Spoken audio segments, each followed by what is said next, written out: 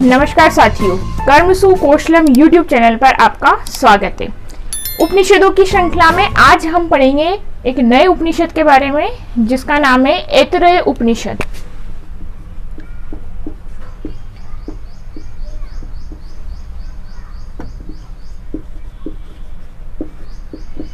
तो आज हम पढ़ेंगे ऐतरेय उपनिषद के बारे में। ऐतरेय उपनिषद में जो है आत्मा, ब्रह्मांड और ब्रह्म की अवधारणा के बारे में हम पढ़ेंगे। तो सबसे पहले हम देखेंगे ऐतरेय उपनिषद का वेद कौन सा है, तो वो है ऋग्वेद। कौन सा वेद है इसका?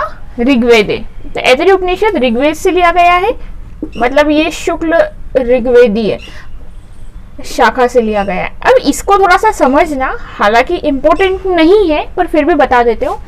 जो शुक्ल ऋग्वेद है उसमें एक भाग आता है ऐतरेय आरण्यक।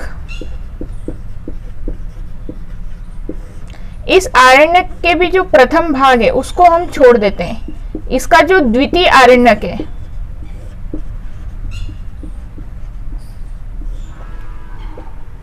शुक्ल ऋग्वेद के ऐतरेय आरण्यक का जो भाग है, शुक्ल ऋग्वेद में जो ऐतरेय आरण्यक है उसका भी जो द्वितीय आरण्यक है उसका चौथा, पांचवा और छठा जो भाग है, अध्याय होगा वो, तो उसको बोलते हैं ऐतरेय उपनिषद। इतना ये समझना जरूरी नहीं है, पर ये ऐतरेय आरण्यक के चौथे, पांचवे और छठे वाला जो अध्याय है उसको ऐतरेय उपनिषद कहते हैं। तो ये थोड़ा सा केवल मैंने अभी बोला, इसको आप 2 बार सुन लेना, बस इसको इतना ही याद रखना जरूरी है। बाकी मेन जो है कि ऐतरेय उपनिषद कौन सा है, किस वेद का है, तो वो ऋग्वेद का है। इसमें इसका विषय क्या है, यानी कि प्रधानता का एक ही है, तो ब्रह्म विद्या की प्रधानता है। ठीक है। अब मैंने बताया कि चौथा, पांचवा और छठा अध्याय है, तो इसका जो अब हम इसको समझेंगे ऐतरेय उपनिषद का पहला, दूसरा और तीसरा अध्याय। तो जो प्रथम अध्याय है ऐतरेय उपनिषद का, उसमें किसका वर्णन किया गया है? सृष्टि की उत्पत्ति कैसे क्या हुई है, तो सृष्टि की उत्पत्ति का। द्वितीय अध्याय में मनुष्य की उत्पत्ति कैसे हुई है उसका।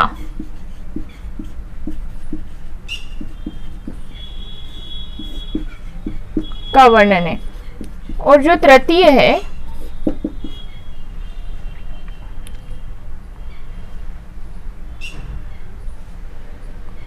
इसमें जीवात्मा और ब्रह्म के भेद का वर्णन है। ठीक है, तो आप समझ ही गए होंगे। प्रथम अध्याय में सृष्टि की उत्पत्ति है, द्वितीय में मनुष्य की उत्पत्ति का वर्णन है और तृतीय में जो है जीवात्मा और ब्रह्म के भेद का वर्णन है। और इसमें उपनिषद में किस विषय क्या है, प्रधानता क्या है, वही ब्रह्म विद्या की ही प्रधानता है।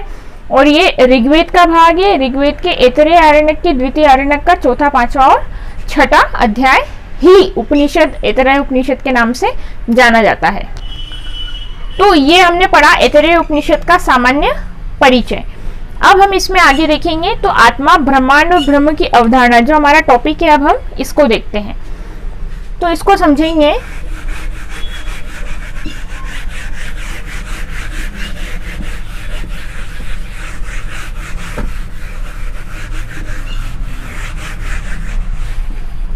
तो अब हम देखते हैं ब्रह्म, ब्रह्मांड और आत्मा की अवधारणा। तो ये ब्रह्म, ब्रह्मांड और आत्मा क्या है? 3 तत्व हैं। अब सबसे पहले हम देखते हैं ब्रह्म। ब्रह्म तो क्या है, हमको पता ही, हमने अभी तक सारे उपनिषदों में देखा। ब्रह्म कौन है?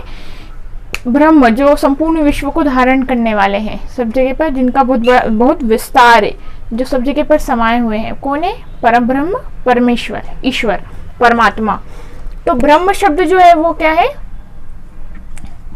ब्रह धातु से लिया है।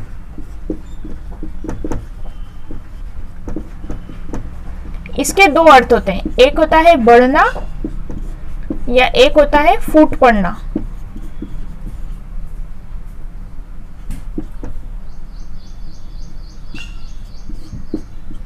फूट पड़ना यानी कि उसी में से फूटकर उत्पन्न होना वाला फूट पड़ना।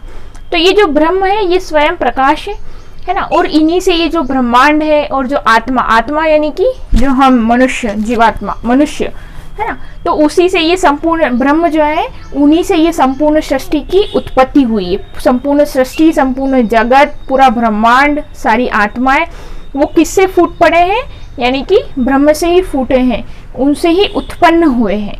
तो ब्रह्म के ये सब चीजें जो हैं हमने अभी जितने भी उपनिषदों में पढ़ा है लगभग वही चीजें वापस से आएंगी। तो ब्रह्म क्या है, इस पूरी संपूर्ण सृष्टि जगत के क्या होते हैं, उत्पत्ति के भी कारक है, उनकी स्थिति के, उनके बने रहने के भी कारक है, उनके संहार के, उनको नष्ट करने के भी कारक है, और प्रलय के भी कारक है। तो ब्रह्म कौन है, जिन्होंने इन संपूर्ण सृष्टि को उत्पन्न किया है। ब्रह्म स्वयं प्रकाश है, स्वयं परमेश्वर है, परमात्मा है, उन्हीं से वो स्वयं प्रकाश है, और उन्हीं से ये ब्रह्म से ही जो है ब्रह्मांड जो है, ब्रह्म स्वयं प्रकाश है, उन्हीं से ये पूरा ब्रह्मांड प्रकाशित है।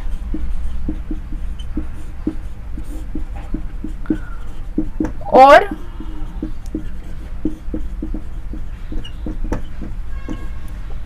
इसी ब्रह्मांड से बद्ध होकर यानी कि बंध कर आत्मा सीमित होती है।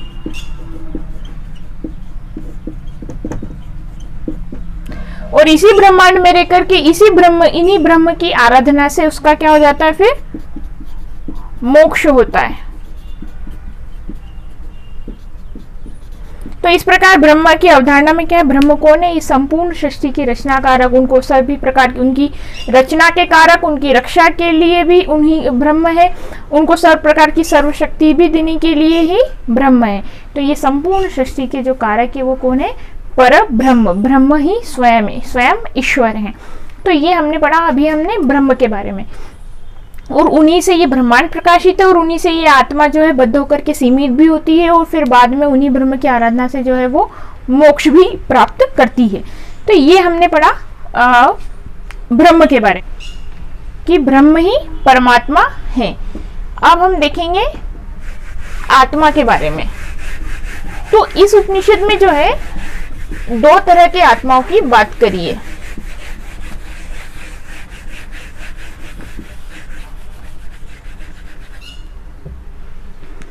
आत्मा, अब इस उपनिषद में दो तरह की आत्मा की बात करी है।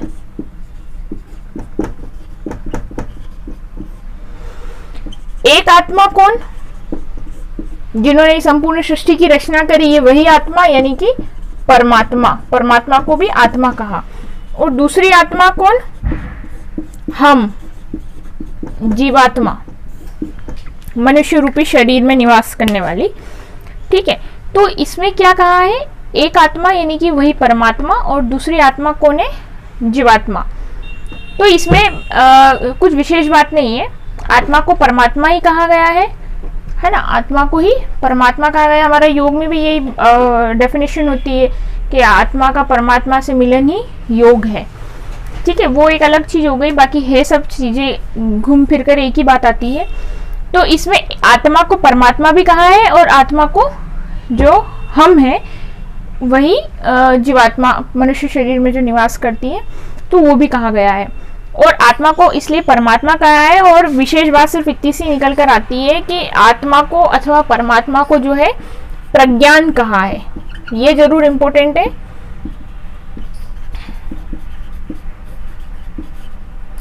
आत्मा को अथवा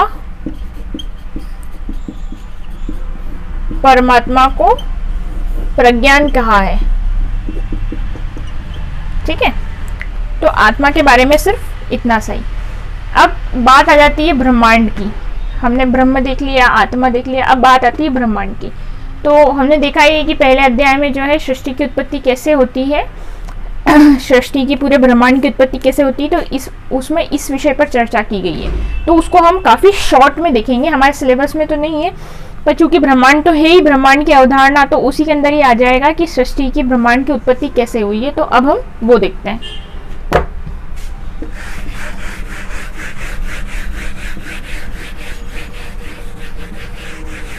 हम देखते हैं सृष्टि की उत्पत्ति का क्रम।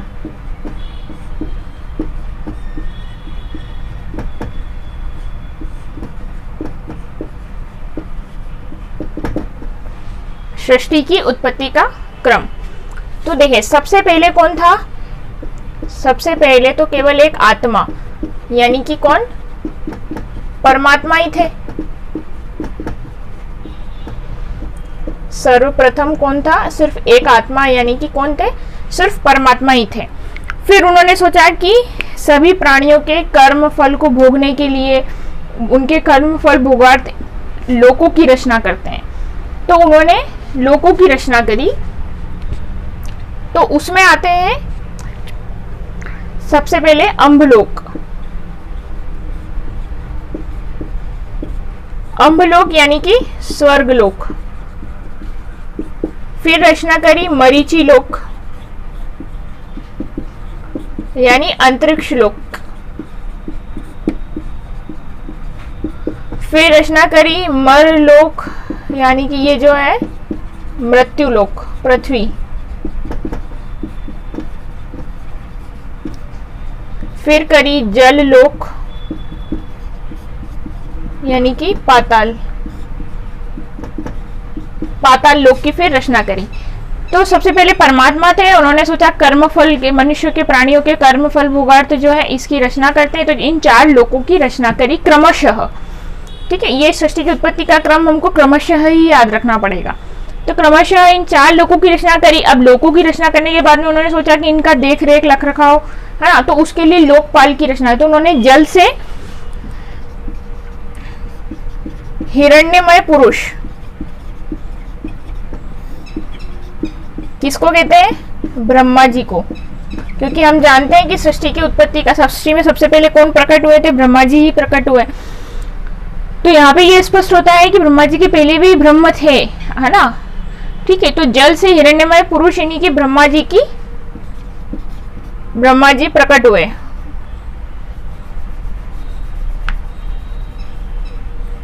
उनको हिरण्यमय पुरुष इसलिए कहते हैं क्योंकि वो सर्वप्रथम सृष्टि के प्रारंभ में सबसे पहले वही प्रकट हुए थे। तो लोकपाल के रूप में ब्रह्मा जी आए, उनकी रचना करी। फिर ब्रह्मा जी से प्रकट हुई 5 ज्ञानेंद्रियां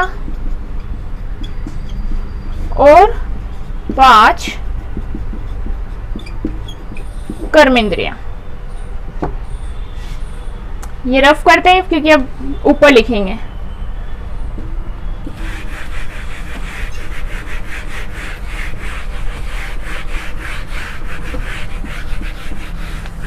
उनसे इनमें क्या हुआ? वाक यानी वाणी से अग्नि देवता,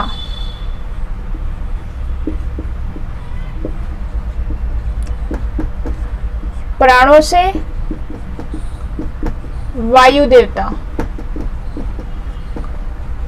नेत्र आंखों से, आंखों के देवता कौन? सूर्य, कानों से दिशाओं के देवता,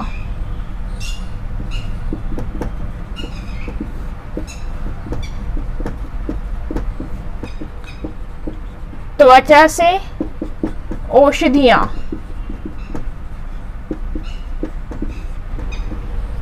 हृदय और मन से उनके अधिष्ठाता कौन? चंद्रमा, और फिर नाभि से मृत्यु देवता उत्पन्न हुए।